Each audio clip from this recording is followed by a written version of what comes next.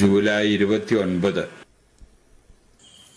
സുവിശേഷങ്ങളിൽ പരാമർശിക്കപ്പെടുന്ന മത്തായിയുടെ തിരുനാളാണ് സാർവത്രിക സഭ ഇന്ന് ആഘോഷിക്കുന്നത്. ആദിമസഭയിലെ വിശുദ്ധരിൽ ഒരാളായിരിക്കണം മർത്ത. അന്താരാഷ്ട്ര തലത്തിൽ തന്നെ വളരെ പ്രസിദ്ധമായ ജെറൂസലം പട്ടണത്തിന്റെ പ്രാന്തങ്ങളിൽ ഉള്ള അറിയപ്പെടുന്ന ഒരു ഗ്രാമമാണ് ബഥനി. ആ ബഥനി എന്ന് പറയുന്ന ഗ്രാമത്തിലാണ് മർത്ത വസിച്ചിരുന്നത്. മർത്തയുടെ മാതാപിതാക്കന്മാരെ സംബന്ധിച്ച് നമുക്ക് വിവരങ്ങൾ ഒന്നും ലഭ്യമല്ല. പക്ഷേ മർത്തയ്ക്കൊരു സഹോദരനും ഒരു സഹോദരിയും ഉണ്ടായിരുന്നുവെന്ന് സുവിശേഷങ്ങളിൽ നിന്ന് നമുക്ക് മനസ്സിലാകുന്നു. സഹോദരനാണ് ലാസർ, സഹോദരിയാണ് മറിയം.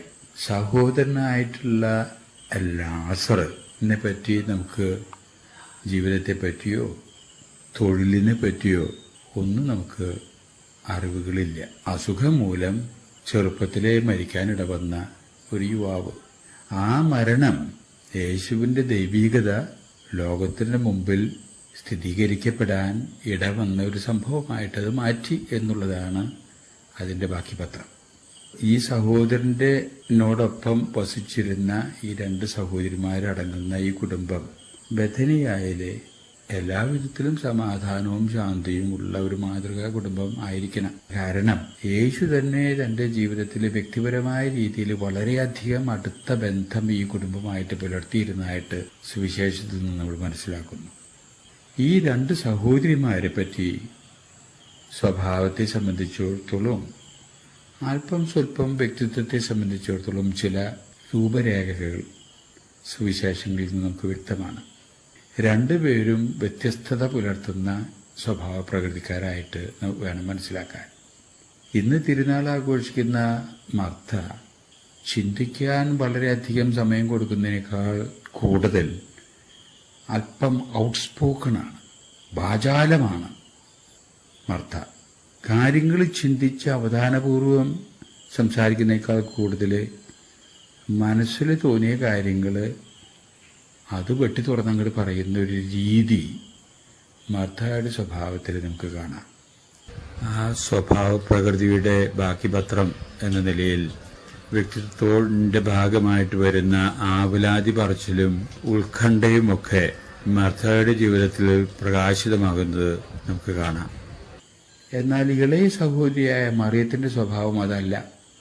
വളരെയേറെ ചിന്തയും മനനവും ഒക്കെ ഉള്ള ഒരു മിതഭാഷിയായിട്ടാണ് മറിയം പ്രത്യക്ഷപ്പെടുന്നത്. സ്വഭാവത്തിൽ രണ്ടുപേരും വളരെ വ്യത്യസ്തത പുലർത്തുന്നു. പക്ഷെ യേശുവിന്റെ മുമ്പിൽ രണ്ടുപേരും ന്യായീകരിക്കപ്പെടുന്ന വ്യക്തികളായിട്ട് തീർന്നു. രണ്ടുപേരും വിശുദ്ധരാണ്. രണ്ടും വ്യത്യസ്ത സ്വഭാവങ്ങൾ പുലർത്തുന്ന ആളുകളാണ് എന്നിവരിൽ തന്നെ രണ്ടുപേരും ദൈവത്താൽ അംഗീകരിക്കപ്പെട്ടവരാണ്. എന്തുകൊണ്ടായിരിക്കാം മർത്ത അംഗീകരിക്കപ്പെടാൻ ഇടവന്നേ? മർത്തയുടെയും മറിയത്തിന്റെയും സ്വഭാവം തമ്മിൽ തട്ടിച്ചു നോക്കുന്ന അവസരത്തിൽ ഒരു പരാമർശം സുവിശേഷത്തിൽ കാണും. യേശുവിന്റെ മൂല്യദർശനം അനുസരിച്ച് കൂടുതൽ പരിഗണന മറിയത്തിന്റെ സ്വഭാവ പ്രകൃതിക്ക് യേശു കൊടുക്കുന്നതായിട്ട് കാണാം. അവധാനതയോടും ബോധപൂർവമുള്ള ചിന്ത ഉൾക്കൊള്ളുന്നൊരു പ്രകൃതി, അതിനാണ് ശ്രേഷ്ഠത കൽപ്പിക്കുന്നതായിട്ട് നമ്മൾ കാണാം. എന്നാൽ അതേ സമയത്ത് മർത്തയെ തള്ളി പറയുന്നില്ല. മർത്തയുടെ സ്വഭാവം ചിന്തിക്കുന്നതിനേക്കാൾ കൂടുതൽ മനസ്സിൽ തോന്നുന്ന കാര്യങ്ങൾ അപ്പം വെട്ടി തുറന്നാൽ പറയും. ചിലത് മണ്ടത്തരങ്ങളുമുണ്ട്. ഇന്നത്തെ സുവിശേഷത്തിൽ തന്നെ പറയുന്ന കാര്യങ്ങൾ ബോധപൂർവം അല്ല പറയണത്. അപ്പ കേട്ടു, അപ്പ അങ്ങോട്ട് പറഞ്ഞു. പക്ഷെ അതിലുള്ളൊരു വിശേഷം ഇരിക്കുന്നത് അവളുടെ മനസ്സിൽ വക്രതയില്ല, കളങ്കമില്ല. നിർമ്മലമായൊരു ഹൃദയമാണ്. ആ ഹൃദയത്തിന് തുറവിയുണ്ട്. അതിൽ ഒന്നും സ്വാർത്ഥ ചിന്തകളുടെ അടിസ്ഥാനത്തിലെ കൗശലം കാണിച്ച് ദുരൂഹതയുണ്ടാക്കുന്നൊരു പ്രകൃതി ആ വ്യക്തിയിൽ കാണുന്നില്ല. ആ പ്രകൃതി ആയിരിക്കണം യേശുവിനെ വളരെയേറെ മതിപ്പ് മത്തയോടുണ്ടാകാൻ കാരണം. എന്നുവെച്ചാൽ നിർമ്മലമായി നിഷ്കളങ്കമായിട്ടുള്ള പ്രകൃതി ദൈവത്തിന് മുമ്പിൽ വളരെ സ്വീകാര്യമാണ്. ആ പ്രകൃതിയുടെ ഫലമായിട്ട് എന്ത് അവിവേകമാണ് എന്ന് തോന്നിയാൽ തന്നെ തമ്പ്രാൻ്റെ മുമ്പിലെ വളരെ വിലപിടിപ്പുള്ളതാണ് ആ വ്യക്തി എന്ന് വേണം മനസ്സിലാക്കാൻ. എന്നാൽ അതിൽ തന്നെ നമ്മൾ കമ്പയർ ചെയ്യുമ്പോൾ, തട്ടിച്ചു നോക്കുമ്പോൾ കൂടുതൽ അഭികാമ്യമായിട്ടുള്ള രീതി പറയുന്നതിനേക്കാൾ മുമ്പ് അതിനെപ്പറ്റി ചിന്തിച്ച് അവധാനതയോടുകൂടി ബോധപൂർവം മിതമായ രീതിയിൽ സംസാരിക്കുന്നതാണ് കൂടുതൽ ശ്രേഷ്ഠകരമെന്നും യേശു വ്യക്തമാക്കുന്നു. ഇതിൽ നിന്നൊരു കാര്യം നമ്മൾ മനസ്സിലാക്കിയെടുക്കണം. യേശുവിൻ്റെ മുമ്പിലെ അവരും ഒരേ തരത്തിൽ പെരുമാറണമെന്ന് യേശു ഉദ്ദേശിക്കുന്നില്ല. ദൈവത്തിൻ്റെ മനസ്സങ്ങനെയല്ല. ദൈവം ഓരോരുത്തരെയും വ്യക്തിപരമായ രീതിയിലെ രൂപകൽപ്പന നടത്തുന്നത്. ഓരോരുത്തരെയും സംബന്ധിച്ച് തനതായിട്ടുള്ള പ്ലാനും പദ്ധതിയും ദൈവത്തിനുണ്ട്. അപ്പോൾ ഓരോരുത്തരെയും അടിസ്ഥാനപരമായ ചായ്വും ഒരു തരത്തിൽ പറഞ്ഞാൽ ദൈവതത്വമാണ്. അത് മനുഷ്യൻ വികലമാക്കുന്നു, മനുഷ്യൻ അതിനെ ശ്രേഷ്ഠമാക്കുന്നു, പൂർണ്ണമാക്കുന്നു. പക്ഷേ സ്ഥായി ഭാവം, അടിസ്ഥാന പ്രവണത, അത് ദൈവതത്വമാണെന്ന് പറയാം.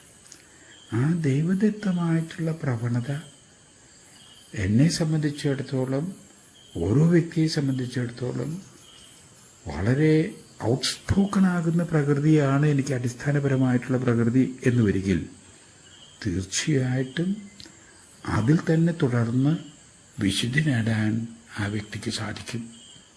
പക്ഷേ മനസ്സിൽ നിർമ്മലത്വം, കളങ്കരഹിതമായിട്ടുള്ള സ്ഥിതിവിശേഷം തുടരാൻ ഇടവരണം. എന്നാൽ ചെറിയ അടിസ്ഥാനപരമായിട്ടുള്ള ചായ്വ്, മിതമായ ഭാഷണമാണ്, കൂടുതൽ ചിന്തിക്കുന്നതിന് വേണ്ടിയുള്ള ഒരു ചായ്വാണ് വ്യക്തികൾക്കുണ്ടെങ്കിൽ അതും ശ്രേഷ്ഠമായിട്ടുള്ള രീതിയാണ് വിശുദ്ധിയിൽ വളരാൻ. അതുകൊണ്ട് വ്യക്തികൾ ചിന്തിക്കേണ്ടത് എൻ്റെ അടിസ്ഥാന ഭാവങ്ങൾ ഏതാണ് എന്ന് ആദ്യമായിട്ട് നമ്മൾ മനസ്സിലാക്കണം. ആ അടിസ്ഥാന ഭാവങ്ങൾ മാറ്റാനുള്ള പരിശ്രമത്തേക്കാൾ അതിൽ വന്നു പോയിട്ടുള്ള വികല്പങ്ങൾ കണ്ടുപിടിച്ച് മാറ്റാൻ നമുക്ക് പരിശ്രമിക്കണം. എന്നാൽ ആ വികല്പങ്ങൾ മാറ്റുന്നതോടുകൂടെ എൻ്റേതായിട്ടുള്ള അടിസ്ഥാന ഭാവങ്ങളിൽ എനിക്ക് എന്നോട് തന്നെ മതിപ്പുണ്ടായി അതിൽ ഞാൻ വളരാനിടവരണം. അതിൽ എനിക്ക് വിശുദ്ധി നേടാൻ സാധിക്കും. അതിൽ എനിക്ക് ജീവിതത്തിൻ്റെ ലക്ഷ്യം നേടാൻ സാധിക്കും. ദൈവത്തിന് പ്രീതികരമായ രീതിയിലും എനിക്ക് ജീവിക്കാൻ സാധിക്കും. അതിനെ എല്ലാവരും ഒരുപോലെ തന്നെ ജീവിക്കണമെന്നില്ല. പക്ഷെ ഒരു കാര്യം ദൈവത്തിന് വളരെ നിർബന്ധമുള്ള മാതിരി തോന്നുന്നു. മനസ്സ് നിർമ്മലമാകണം, കളങ്കരഹിതമാകണം, അതിന് തുറവിയുണ്ടാകണം, കാപ്പട്യമുണ്ടാകരുത്. ഇതിലാണ് നമ്മൾ കൂടുതൽ ശ്രദ്ധിക്കേണ്ടത്. നിർമ്മല ഹൃദയത്തോടുകൂടെ, സുതാര്യതയോടുകൂടെ, വക്രതയില്ലാത്ത സ്വഭാവത്തോടുകൂടെ പെരുമാറാൻ ഇടവരുന്ന ഏത് വ്യക്തിയും ദൈവത്തിന് മുമ്പിൽ സ്വീകാര്യമായിരിക്കും എന്നുള്ള വലിയൊരു സത്യം യേശു നമ്മളെ പഠിപ്പിക്കുകയാണ് മർത്തായുടെ തിരുനാൾ ആഘോഷിക്കുന്ന ഇന്നേ ദിവസം.